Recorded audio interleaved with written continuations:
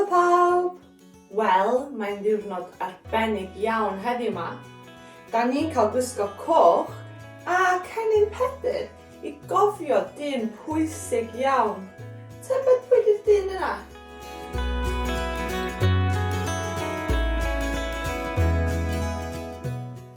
Dewi Sant wrth gwrs.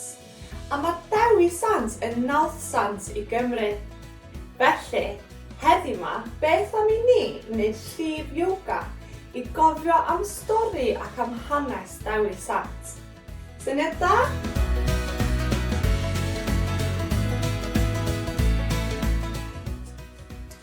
Newch chi ddweud wrtho fi, beth yw'r anifail sydd ar fflag Cymru?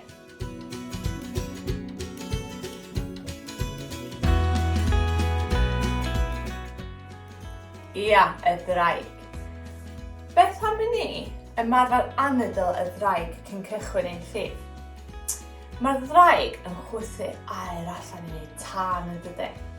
Felly, heddiw yma, da ni am chwythu yr aer allan o'n trwyn ac da ni am cael gwarad o'r hen ocsigen i gyd o'n corff mwyn cael anadlu aer glân i mewn.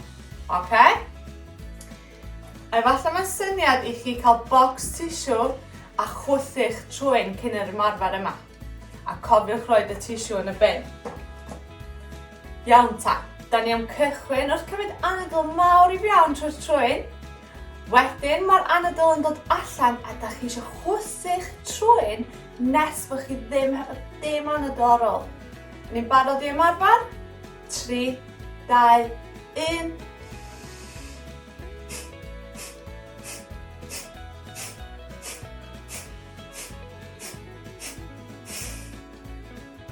Nawn ni drio eto.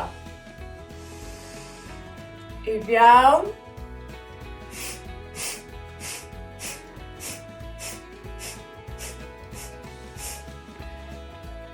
Da iawn, ac y trydydd tro.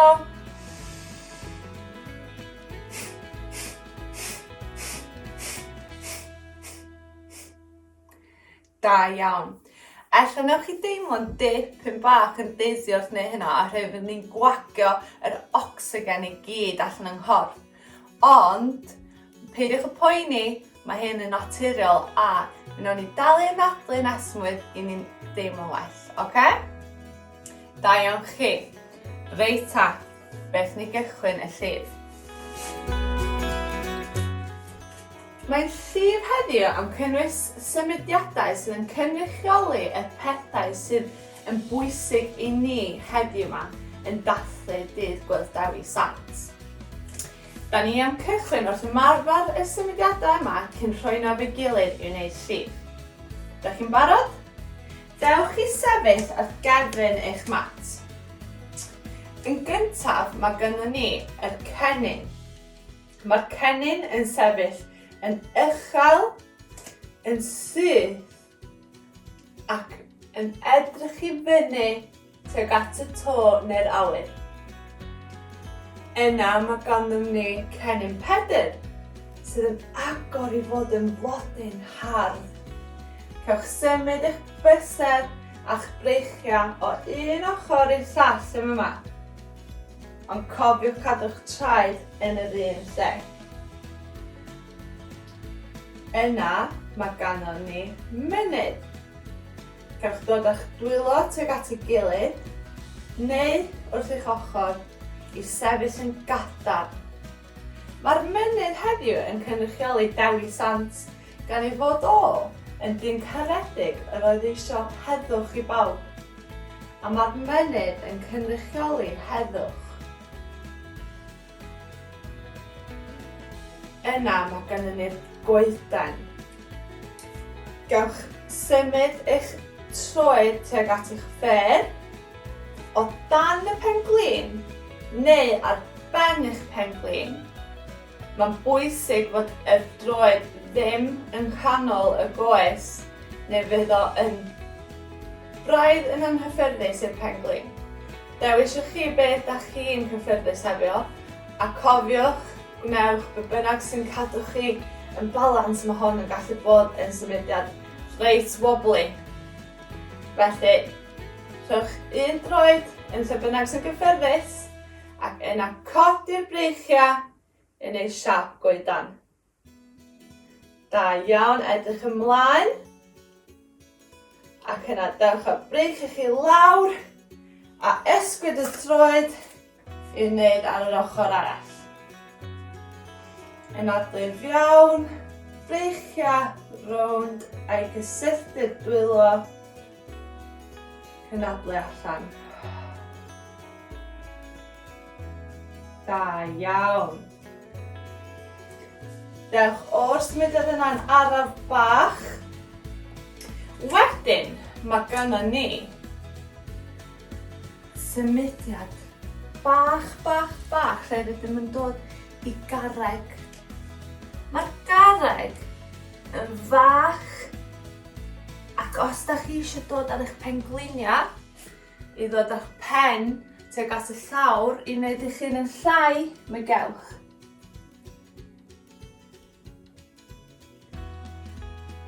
Yna, rydym am wneud dod yn ôl i'n traed.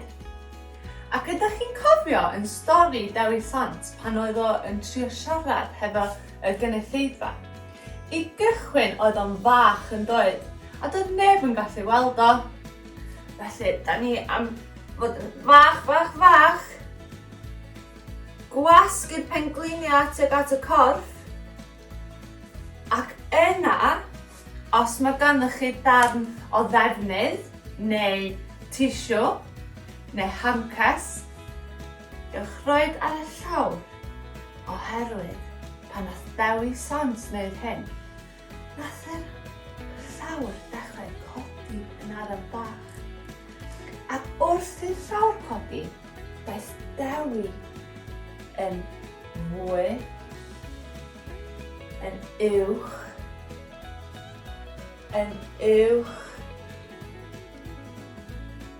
Cewch dod o'ch breichiau reit i fyny. Nes i Dewi fod yn uchel, ac roedd pawb yn gallu gweld o. Oedd pawb yn gallu clywed Dewi pan oedd o yn uchel, pan oedd y llawr wedi codi. Yna dewch yn ôl i'w sefyll yn munud. Reit, rydym wedi bod dros y symudiadau. Rwan rydym am roed nhw mewn llif. Oce? Ydych chi'n barod? Dewch i sefyll i gefn eich mat a rydym am cychwyn mewn munud. Yn adr iawn, ysgwydda yn ôl, cefn yn syth ac edrych ymlaen.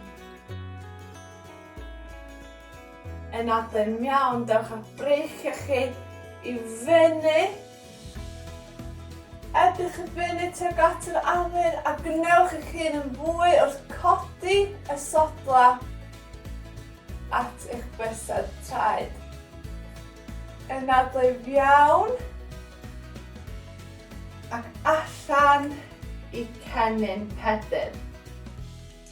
Mae'r cennin Pedr wedi agor i blodyn hardd ac yn disgleirio tuag at pawb. Gewch symud eich breichiau o un ochr i llall yma. Da iawn. Yna dewch breichiau chi lawr. Ysgwydda, y dwylo a'r corff. Wedyn, rydym yn cymryd anadl mawr i fewn tuag at y to ac ymestyn ymlaen. Cadwch eich dwylo yn syth yma, eich breichiau'n syth a'ch cefn yn syth cyn yn araf dod â'r dwylo i lawr tuag at y mat. Gadewch eich pen disgyn yn braf yn fyma ac rhowch eich dwylo i dal eich penelin. Rhowch ysgwyd o un ochr i llall ac yn nadlu yn araf. Dewch eich breichio a'ch dwylo yn ôl tuag at y mat a codi hanner ffordd nes bod cefn chi yn syth. Yn nadlu allan, gadael chi bob dim disgyn, ac yna cerdded y bysedd ymlaen I flaen eich mat neu y llawr. Yna dewch a'ch pengliniau I lawr, edrych ymlaen ac yn araf gadael ysgwydd a disgyn tuag at y llawr. Yn yr un anadl, da ni'n codi I neidr a gwthio nôl I ci yn plygu. Da iawn. Ella fod eich ci chi yn mynd am dro. Ella fod ci chi yn gyffrous ac eisiau chwarae ac yn ysgwyd ei gynffon o ochr I ochr.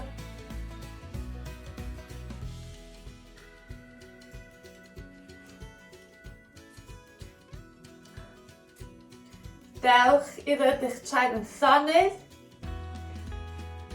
pwyso nôl,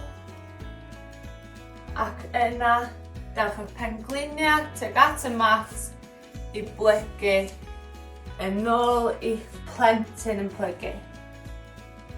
Cewch ymestyn y breichio ymlaen yn yma, gadael yr sgwyddau disgyn tuag at y llawr, ac dewch ar pen at y llawr. Rhynwch anadl mawr cyn ymestyn y dwylo at ei gilydd I gyffwrdd, ac os da chi yn teimlo'n gyffyrddus, gewch codi'r breichiau fyny dros eich pen. Yn nadlu allan, dewch eich breichiau nôl I lawr, ac dewch yn araf bach yn ôl I fyny, cyn troi yr traed I eistedd. Cymrydwch anadl yn ddyma a rhowch hyg bach i'ch hun. Rowch yr ochr ac yn ôl ymlaen.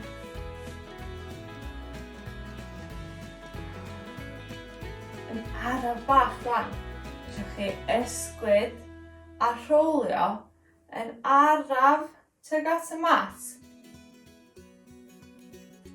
I helpu i'ch cefn cyffwrdd.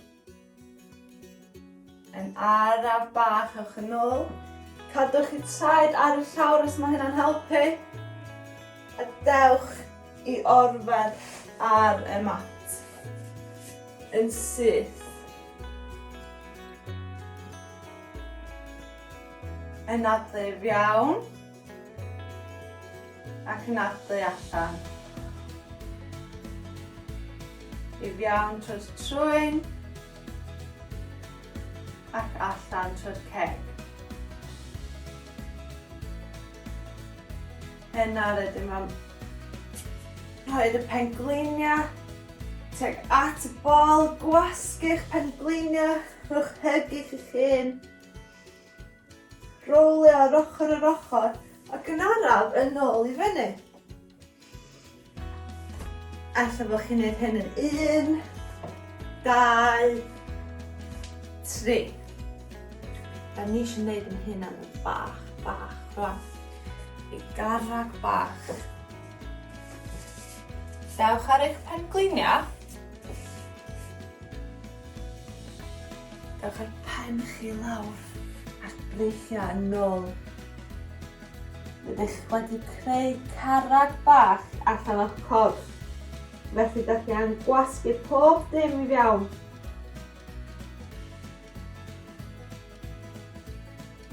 Yn nadlu yma, yn codi yn araf bach.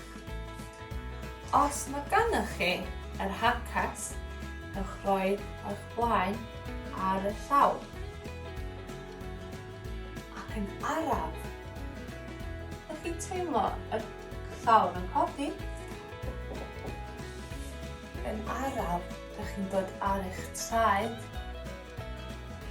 Mae'r llawr yn codi ac yn gwneud chi'n fwy ac yn fwy. Mae'r pengliniau yn ymestyn. Mae'r sgwyddau yn dod i fyny. Mae'r breichiau yn codi. A chi'n tyfu i fod yn fawr ac yn hir ac yn uwch na neb. Dewch ar eich bysedd traed, sodod i codi, breichiau allan, a gadewch i bob dim disgyn yn ôl i munud. Yn fyma, dewch a'ch troed i lle bynnag sy'n gyffyrddus, yr ffêr neu o dan y penglin. Cael breich chi fyny i gyffwrdd ac edrych ymlaen. Rydych chi'n gry yn fyma. Rydych chi'n gadarn. Os ydych chi'n ysgwyd ochr i ochr, dewch yma edrych ar un lle i helpu chi canolbwyntio. Un smotyn yn y stafell. Yn adlu fewn, yn adlu allan, a dewch o'r symudiad yna yn araf. Ar yr ochr arall, da ni am yn adlu mewn, dod am breichiau i fyny, codi'r penglin dipyn bach, ac yna i roi yn lle bynnag sy'n gyffyrddus. Gallai hwn fod ar eich ffêr, o dan eich penglin, neu ar ben, be bynnag sydd yn teimlo'n gyffyrddus i'ch corff chi. Canolbwyntio ar y smotyn na unwaith eto, yn adlu fewn. Rydych chi'n gry, rydych chi'n gadarn, yn adlu allan, ac yna dewch a'ch breichiau chi lawr a coes a'r troed yn ôl i'r ddaear. Da iawn. Rydym wedyn yn sefyll fel mynydd, fel roedd Dewi yn sefyll ac yn rhannu ei neges o heddwch i bawb. Roedd Dewi yn dyn cryf, yn dyn caredig, ac yn dyn yr oedd yn helpu pawb. Ymestyn i fyny, ymlaen ac i lawr, yn ôl i fyny hanner ffordd, a wedyn plygu eich pengliniau a cewch yn ôl i eistedd yn arnaf bach. Dewch a'ch breichiau i fyny i gyfarfod, cyffwrdd y dwylo ac yn ôl i lawr. Unwaith eto, yn adlu fewn trwy'r trwyn, cyffwrdd y dwylo ac i lawr tuag at y calon. Un anadl mawr, y mwyaf da chi wedi cymryd trwy'r dydd, trwy'r trwyn ac allan trwy'r ceg. Dewch a'ch pen i gyffwrdd eich dwylo. Namaste.